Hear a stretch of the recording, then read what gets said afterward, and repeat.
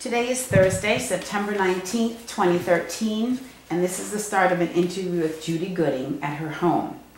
I'm Nancy Clark, interviewer for the Hopkinton Oral History Project, and this interview will become part of Hopkinton's Verbal Memories and History for Current and Future Residents. Judy was born in Hopkinton in 1946 and lived on Lower Hayden Row Street. As an adult, she lived in other parts of the country and then returned to Hopkinton in 1985. Judy, I know your maiden name was Bowker, and I wondered if you could begin by talking about your family's rich history in Hopkinton. Well, when I first came to be born and lived in Hopkinton, it was about 181 Hayden Row Street, a lovely older colonial, like 150 years old at the time, across from the Hughes family, which again is another very old family in Hopkinton. And when I was 9, my grandfather, who lived on Lower Hayden Row with all my father's 10 brothers and sisters, gave any children who wanted it a $300 half-acre parcel to build a home. So then Grandpa built the house with his brothers, sons and everything. Excuse me. And we moved into that home just before my 10th birthday. And it was a little 3-bedroom ranch. And Uncle Dick Bowker was next door, and their little 3-bedroom ranch, and various other Bowkers in the area. And that was something, a brand new home. My dad. And of course, at that time, with my grandfather such a builder, we had exclusive things in there, like he built the mantle for the fireplace. He built every cabinet in the kitchen. That's the way you did things back then. Excuse me, you don't order cabinets from Sears or anywhere. It was all custom built. So that was a big deal. So was your grandfather the first Bowker to live in Hopkinton? No, his dad was here first. They were about 264, 6, 8, I think, Hayden Row, on my side of the street, but about 4 houses up, was Grandpa Bowker's. That was the Bowker homestead, where all 11 of them grew up. And like I said, Grandpa owned up towards the Cornell Club on one side. He owned across the street, where one of his daughters built, the Murrays, and my brother built also right there. And then the rest of them, Jerry ended up building over on Sour Hill Road, and then the rest were sort of located in North Attleboro and Foxborough and Hopedale. They sort of spread out a little bit from Hopkinton. Didn't get too far away, except for Uncle Paul, the youngest Bowker. Left after high school and went to California to go to college and never came back. Well, of the Hopkinton Bowkers in your parents' generation, I'm curious what they did for a living. I do know a few Bowkers were involved in the town. Right. Uncle Ray, who was right beside Grandpa's home, was on the planning board for a number of years. And he talks about he was part of instituting 495, coming through with the exit and entry in Hopkinton. So he likes to take, whether this is true or not, I don't know, that's just what I sort of heard. And then Dick Bowker was a builder, and he, with Joe Clola, started Charlesville. And he built the first, 10 or 12 homes in there. Were all built by Uncle Dick. And then he would even do reproductions for people in there. And then all of a sudden his name got out, and they were calling him from Charlton and all over the place. So he sort of, gave up a lot of work in Charlesville because he could get these other, because he did reproduction so well, his name got out. Like Uncle Dick was the type to put a beam in a ceiling that you buy. It was handmade. He made the beams. They were magnificent. He did it. So anyway, as we got older, Uncle Dick then sold his little ranch beside me. And when Grandpa died in 1976, Uncle Dick bought the house, which was about to fall down. Grandpa lived there by himself till he was 84 or 5. and raised chickens. So he just never did any work because he just lived in 2 rooms of that big house. It was very interesting. So Uncle Dick finished the whole thing. Oh, it was spectacular when that happened. You know, to know that it went to someone else in the family. And since he has passed on, my niece is in there right now. What a thrill. That is nice. That was really, really nice that we could keep it in the family because it's kind of special because it played such a big part in us growing up. If you picture with all these siblings my father had, and always there were cookouts at least once a month in Grandpa's backyard where all the kids could get together, hundreds of them, I swear. And you played softball and kickball and just had a marvelous time. Growing up was such a fun time for me. And we had Echo Lake in the backyard, so that was always a lot of fun too, sneaking down there even though it was Milford's water supply. We'd sort of flippy-do down there. There was always a path mode right to the railroad tracks, which, by the way, were still working up until I can remember them up to age 5. And this is between Hopkinton and Milford? Yep. Yeah. Tell us more. And my aunt, Violet, who was Ray's wife beside Grandpa's, took care of me during the day while my parents worked. So the big thing every single day was to walk down through the backyard to the railroad tracks. And when the train came through, you could stand there and do this, and he'd toot the horn for you. That's my 5-year-old special memory that, you know, was done all the time. It was really a big deal. And if you follow that up, it comes out by Lumbertown. You know, all the way behind all those homes. That's where it was. So we spent a lot of time down there. And to top all that off with 11 siblings in my father's family, my mother was one of 10 children. So when they married, which she was living on the last house in Hopkinton, before the Milford line on the right-hand side. That's where her family had moved to from Contiguous, she calls it, Wayland. And that's how my mother and father met, because one lived at the top of the hill and one lived at the bottom of the hill. And, you know, she finished, I think at that point, she had graduated high school in Wayland.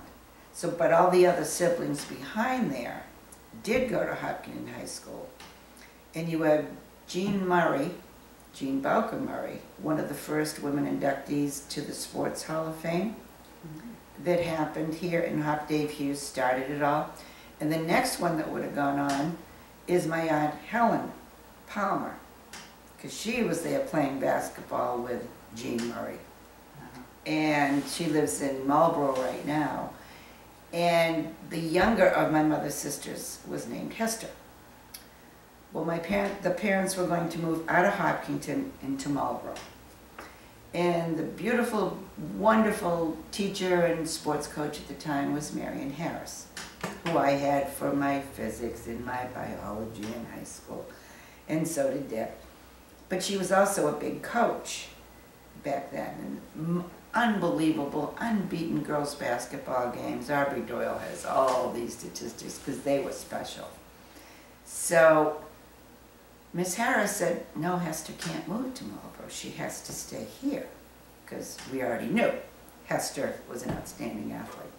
And Miss Harris begged for Hester to move in with my mother and father so she could stay in Hopkinton. Didn't work. Hester had to go to Marlborough. Hester was the first woman inducted into the Marlborough Sports Hall of Fame. She played semi-pro basketball and softball. She was outstanding.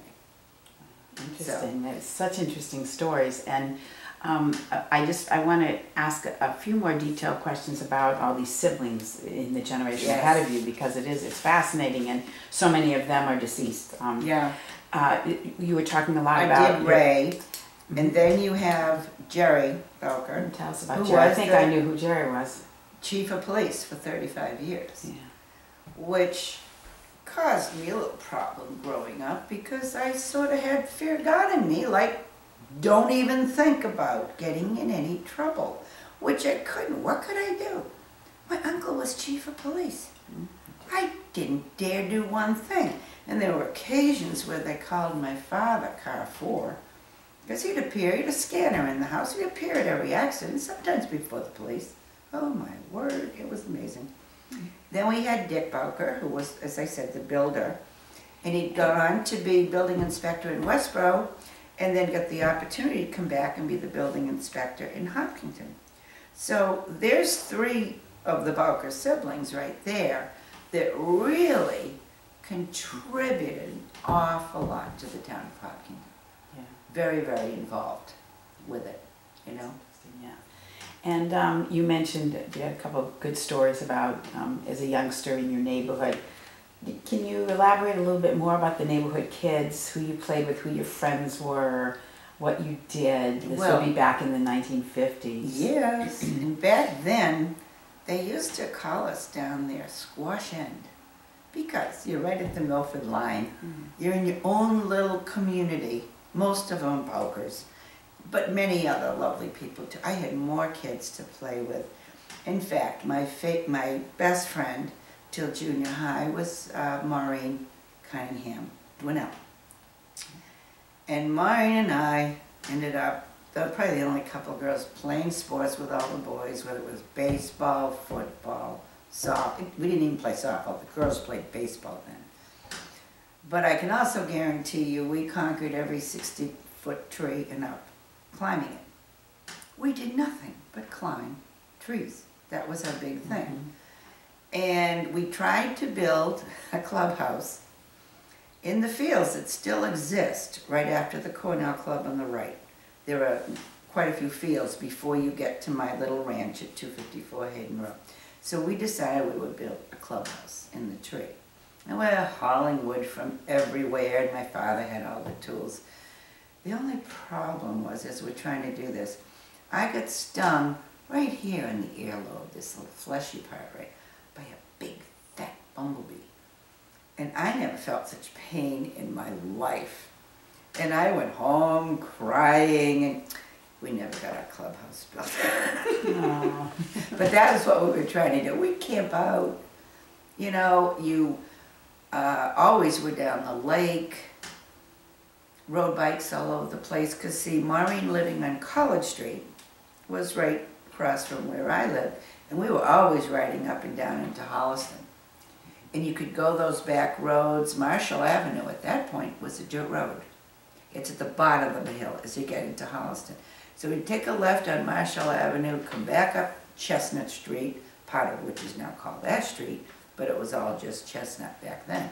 And then this nice little circle we could go around, you know, except when we did drive by Arena's slaughterhouse on Ash Street. They seemed to have a couple of very large Great Danes who liked to chase us. And it was so scary. Can we outrun the Great Danes, you know? It was that was the only part we had in our bike riding, which we'd do bikes to town all the time. I believe the distance is about 2 miles from where I live, but that was nothing as a kid. And what did you do in town when you rode to town? We'd go to Brun Smith's, or we'd go to Murphy's drugstore, where they had a soda fountain. I'm trying to think what that is now. It's part of Cat's drugstore right now. Hopkinton Drug, yeah. Yeah, Hopkinton Drug, because it was the right side of it, somewhere in that area. I might be a little further up, I'm not sure. And you went there for, it was soda fountain. You could have root beer floats and all that kind of stuff. Oh yeah, that was big time when we got to ride into town. Something fun. Oh yeah, that was big time. But the funny thing about living where I did live, I didn't know Woodville existed. Now isn't that strange to think that you never, ever went over that part of town? The only time I went is there was a store right across from the Woodville post office, and it was called Wheeler's General Store. And you could go in there and buy sneakers, clothes, the cheapest things you ever saw in your life. Heaven knows where he got the merchandise. I don't know. But it was a big staple for a lot of people.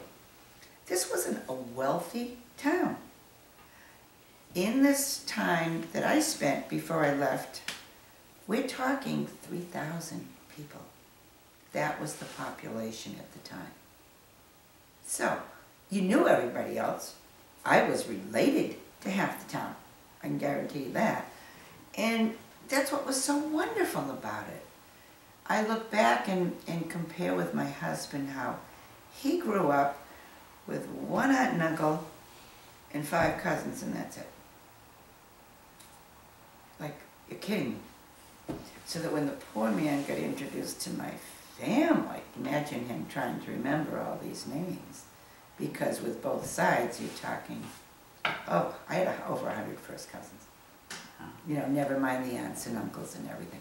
And I've said this so many times, I have had the best childhood in the world. Because when I look at, you know, what he didn't have that I did, and all of that family, and all of these cousins to play with all the time, oh, it was heaven. It was really, you don't appreciate some of these things at the time, but then you look back and you think, wow, those were the years. Those And were. I just want to clarify one thing. So your mother, was your mother a Palmer? Yes. Is that her maiden name? That was her maiden name. So you were about grand then, your mom, so Yep. you were related to all the Palmers. Yep. And while I'm mentioning your parents, you mentioned at one point that somebody took care of you while your parents worked. What did they do? What did a lot of people they do both back then? worked Where did they work? at Telecom in Ashland, GE. Okay. Both of them. He was a supervisor and she worked in the factory, but she was always a group leader and doing all the running and the teaching of things. She made very good money doing that. So what they would do is split. She would work during the day. No, he would work during the day and she would work at night, so that there was always someone home, except for about a 45-minute period where she's coming home when he's leaving or whatever, vice versa. So they always did that. So that would have been a major employer for a number of people in Hopkinton. Oh heavens, yes, because Auntie Jean up the street worked there, and Mom was always, she didn't drive that much. She had a car, one car, never two. But there were so many people from Milford and, you know, other towns there that worked there that they'd come right down Hayden Road to get there. So Mom always had a ride to work, going and coming.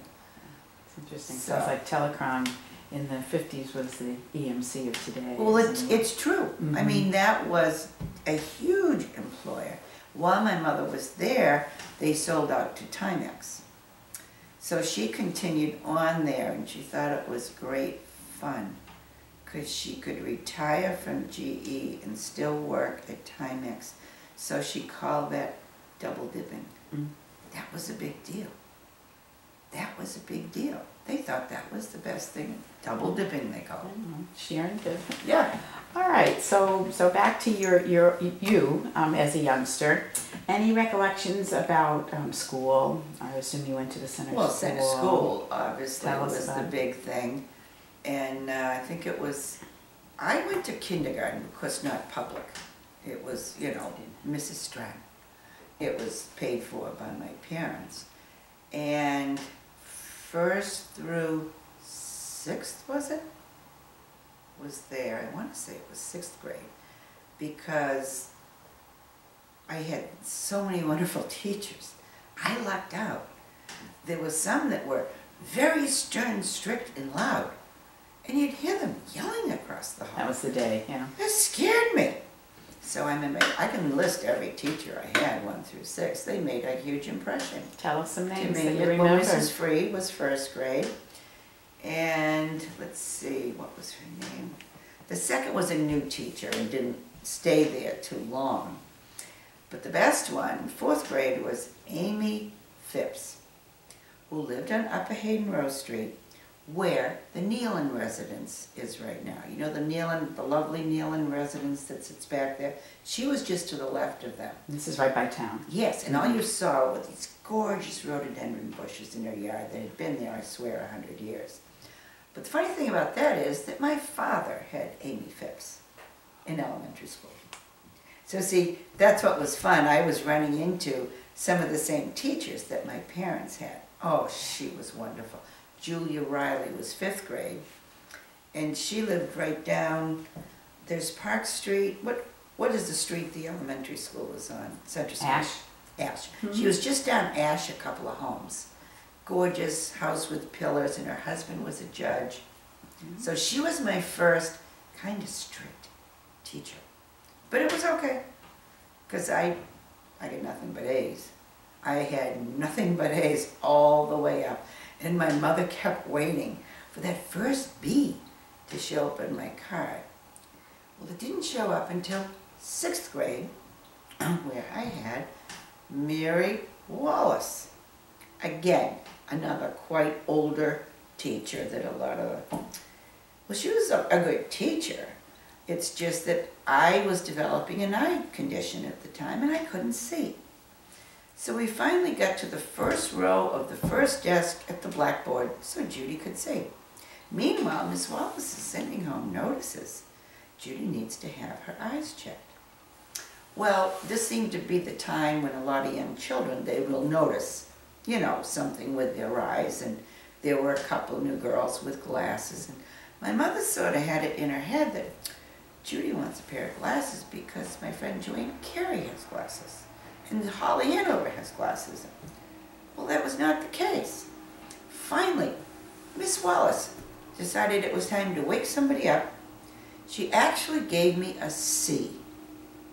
I had nothing but A's. We didn't get a B, we got a C. And my mother's looking, and she says, "What's this?" And I said, "Well, Mom, if you'd read this note and understand that Miss Wallace is trying to tell you I have a vision problem." So she finally took me to the eye doctors, who happened to be a relative down in Fairhaven, Mass.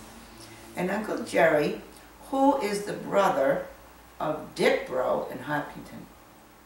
You know, Dick Bro down on East Main Street. It's his brother, who was married to my aunt. Again, this is how we're related.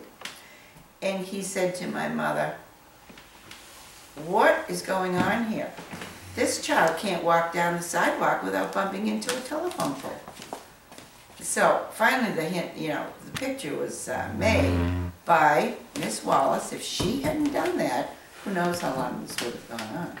So I have to always remember that because it was a very important part of my life, you know.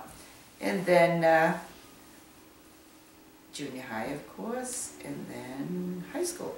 Yeah. And junior high was kind of special because Ed Nealon was my 8th grade geography teacher. And in class, he had a system where every Friday, he would line us up like a spelling bee on both sides of the room. And if you were the last one standing, you didn't have to take the test. Well, this was my goal forever. I've got to do this. So we were sitting there through one of these sessions. We're down to 2 people, myself and another person. And the question had to do with Central America, which, you know, country in Central America is the furthest north. The other person answered, and it was wrong.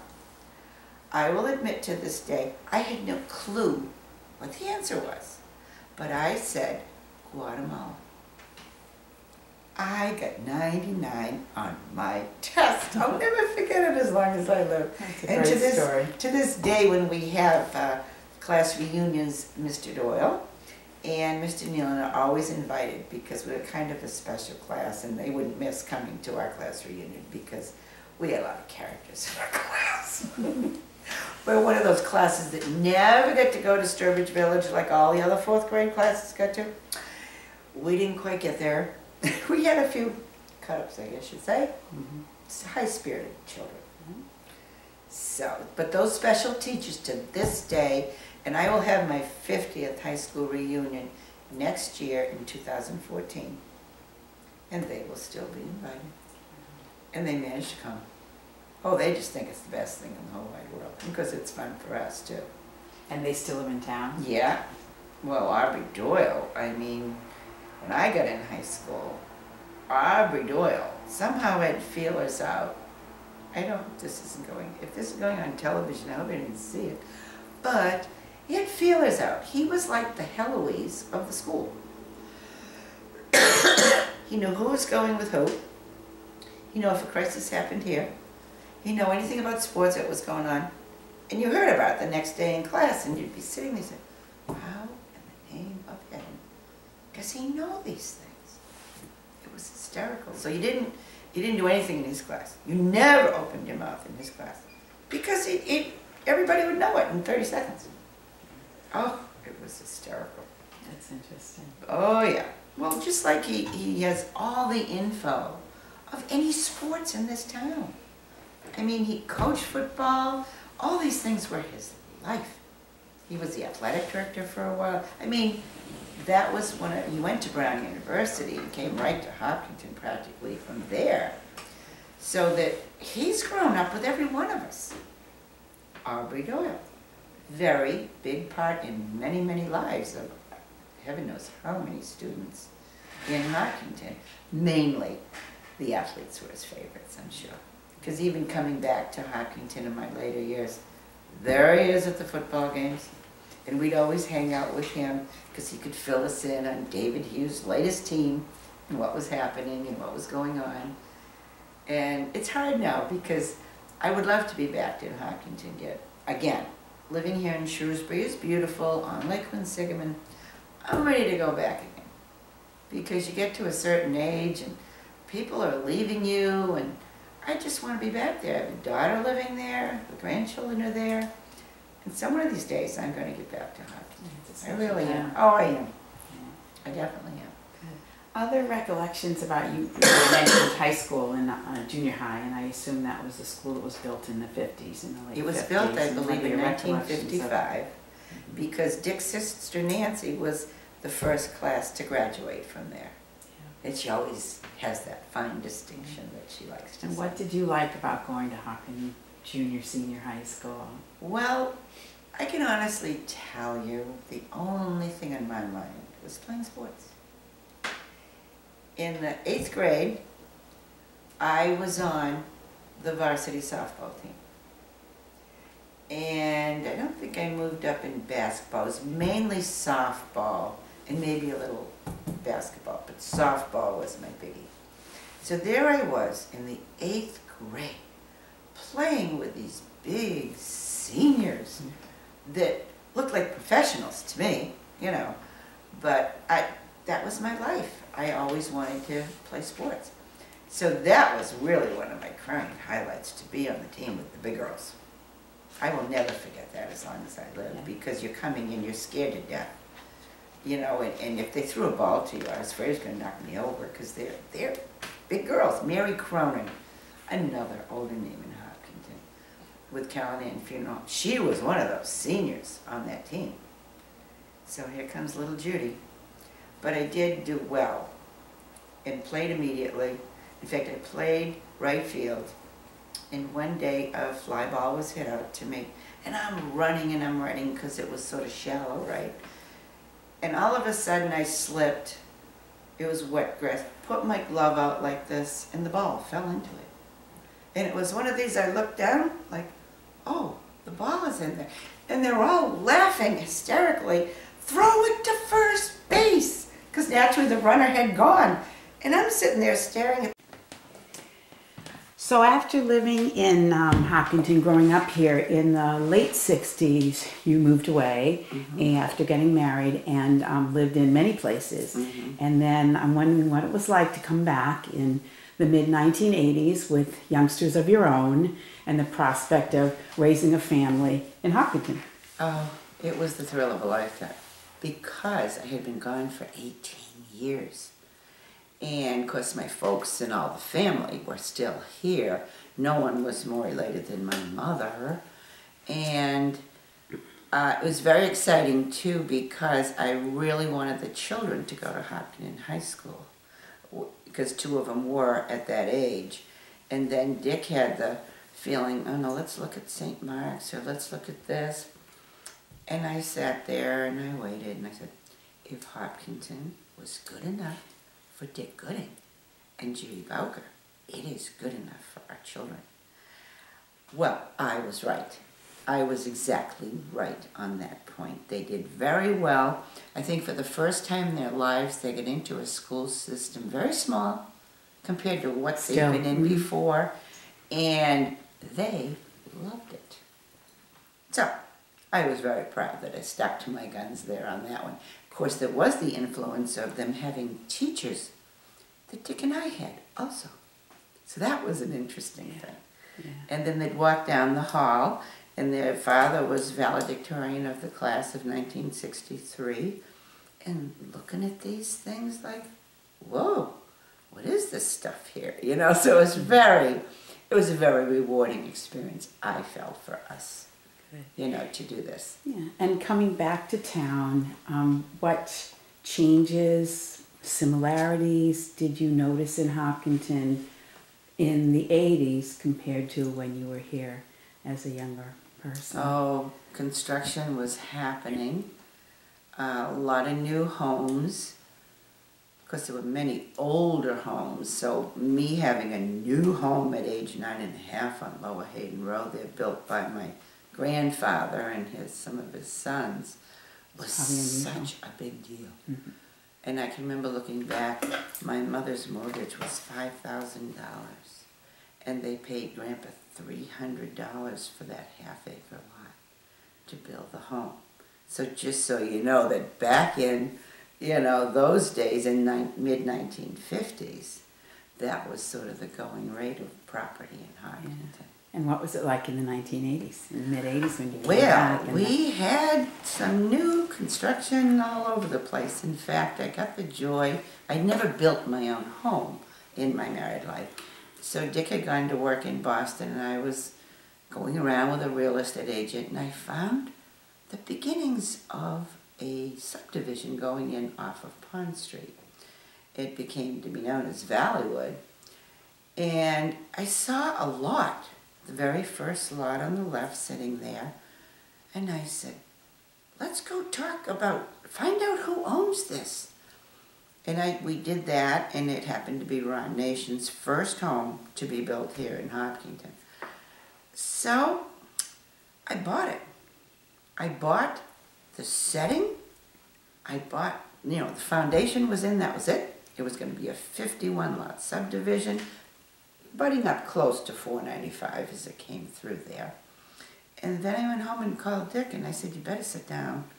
I just bought a home. We're going to build a home. Needless to say, it was a little rattled. Turned out to be a most wonderful, wonderful thing. We were there for 10 years and pretty much got all the kids through high school and on into college. So.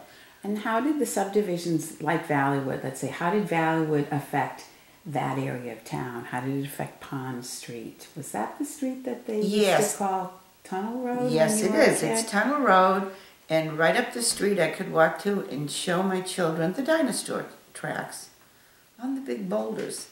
Those have been there, and I've been told about that since I was a child. My dad used to take me over there. And yes, it was called Tunnel Road. It was a very narrow road, so all the big oaks and everything really hung right over the road. So that's where it, you know, got its name. So of course here I am walking my children up there, showing them the dinosaur tracks. That's fun. That is what you call coming home. Yeah, and I that think was a lot of fun. I think someone else told me once that there was a stretch of Pond Street past Valleywood that until the 1980s didn't even have utility poles. That there were no houses.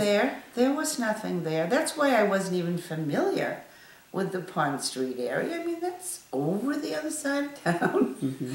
And it was a whole new experience for me to see this going on, but I'm so happy I was a part of it. I'm not sure the townspeople were happy about all these homes going in at the time because they'd not dealt with this type of, you know, influx of large amounts of people. Because as I said, there were going to be 51 homes in this subdivision. And of course, Ron Nation went on to build several more subdivisions in this town. So it's like the start of the real increase in population. And I'm sure there were many people that, what's going on around here? It was peaceful and quiet like it was. Why are they doing this? You know? Yeah. But hey, people own large, large tracts of land, and they have a right to sell, and that's what happened. And that's what was happening. Unfortunately, somebody discovered Hopkinton. Yeah. And then also I'm just curious, so when you came back, the town had a lot more diversity. It was becoming more diverse with a lot of people moving in from other places. And I'm not sure you're not the only one, but what was it like for people who had grown up in the town? And then you're also a newcomer as well. Did you ever find any issues, or did people ever say anything to you about referring to the fact that you had grown up there and were a long time? Well, I used to take great pride in straightening them out as far as their misconceptions of Hopkinton. Because having been here my whole life and then come back and meeting, I was part of a group, you, Mrs. Clark, were one of them, but started the Newcomers Club in Hopkinton. And that's one of the reasons I came here. I would have a way to meet people that I'd had living all over the country in larger towns. And they had facilities to do that for, you know, the adults to meet other people. If you don't already do it with your kids introduce you to so many people. So that was an exciting thing for me, to know that they have a newcomers club. I was all set. But there were many misconceptions because people had never lived in a town this small. So they were from much larger school systems and on and on. And it's about that library over there. Is that all as big as it is? Yes, it's doing just fine. It served all my children's needs. So it was a little shock to some of them, you know, but then they adjusted very well quickly. Because I don't know of anyone that I met in those 10 years I was here that said to me, oh, I can't wait to get out of here. No way. They didn't want to leave Hopkinton once they got in here. Yeah. Neither did I. Well, it sounds like you had a great experience growing up here and another great experience being here as an adult. Do you have any other final thoughts about living in Hopkinton? Well, I do. I would like at this point, my condo is here is a little bit large. I don't know what we were thinking 8 years ago when we bought it, like we would be aging, you know, in this process. And I look around, and Dick and I think would give anything to get back to Hopkinton somehow. But I don't think it's a possibility because it has progressed so much, whether you're talking taxes, whatever, but the cost of living there is not what it was when I had the opportunity to live there. So I may be looking at, you know, smaller towns like Hopedale, which reminds me a lot of Hopkinton, the way it used to be when I was young, because it only has 6,500 people. So, but I still have, you know, I have a daughter here with grandchildren, I have my brother, I have a lot of relatives still there, and it's like, that's where I want to end up. I want to be back in my hometown. So we have to do a lot of exploring. I'm not sure if we can work it out, but I'll get as close as I can to it, you know, because I miss Colola's supermarket, to tell you the truth. Yeah. I shopped there for 10 years. I still go back. They're the best meats in the whole wide world, and, you know, many things, and you're going to run into all these people in there. You spend more time talking than you do buying your food. It's a little neighborhood gabfest session there. But no, it's things like that that I miss, and I want right back to it. Yeah. Really, really would love to be able to do that. So next spring, we're talking about making a shift and see what we can come up with to try to get back there. Wonderful. Okay, and lastly, what family documents or mementos do you have? I see you've got a pile there. If you could just explain them a little bit, and then we can take some close-ups of them when we're finished. I am very fortunate. When Grandpa Baca died, and as expressed in the beginning, there were 11 children. So you can imagine the historical things that were kept in his basement. So what they did is they got all the children together when he died in, I believe it was 1976. And it was a lottery number. You picked numbers out of a hat to see what you would get to keep. And I have many, many documents, but this one I thought was quite cute. and it refers to, it's from the trustees of Hopkinton, dated August 9th, 1723. And they were petitioning the general court that they may be capable of constant enjoyment of the gospel preached among us. And down here on the bottom, one name in particular is John Bowker. So it just shows how back the Bowker family goes right to the start of Hopkinton. And this particular one I love. It's a history of Middlesex County, Massachusetts. There are biographical sketches of many of its pioneers and prominent men. And it's dated 1890. And it's talking about the little wars in the area. King George's War. We're back in the 1700s here with the information in this book. And so I kept every single bit of this stuff, and I've tried to go through and catalog a lot of it. It's just beyond fascinating. I truly, truly enjoy. And at some point, I know I was invited to join the Historical Society in Hopkinton when I was there, and the only reason I didn't is because I knew I was in borrowed time, and we would be heading off again, which is exactly what happened. And I even have my grandfather's school books. They were this big. They were this big, you know, back in the 1800s. I have so many things that I think the Historical Society would really love to get their hands on, and I would be very happy. But I've been waiting till the old Grange Hall on Hayden Road now has become, of course, the Historical Society building. You know, they needed to build cabinets and things like this to be able to hold some of these documents. So I have just been holding on to them. Speaking of the Grange Hall, the Bowker family was so big that's where we would have our Christmas parties. Oh, wow. The entire family could all fit into the Grange Hall. So growing up, oh, that was one of the big things every year.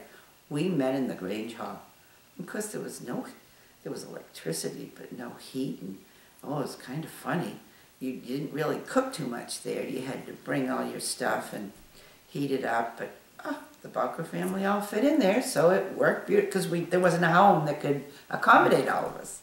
Well, it's fitting that you have some documents that eventually may end up being will housed end there. up there. That's why I wonderful. thought it was kind of cute to mention that, because that was another part of my growing up right there. Right. Well, Judy, thank you so much. This has been really interesting, and we will film those documents in a moment. I just want to close with this is the end of the September 19th, 2013 interview with Judy Gooding. The interviewer was Nancy Clark.